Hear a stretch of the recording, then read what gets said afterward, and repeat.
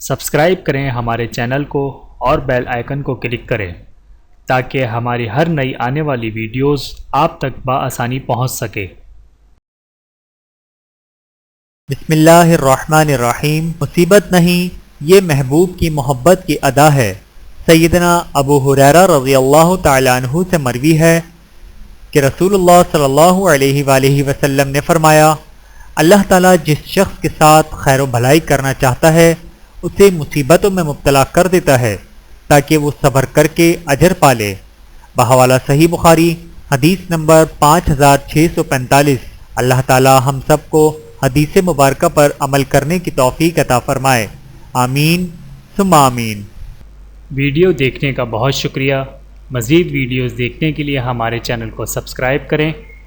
اگر ویڈیو پسند آئے تو لائک کریں۔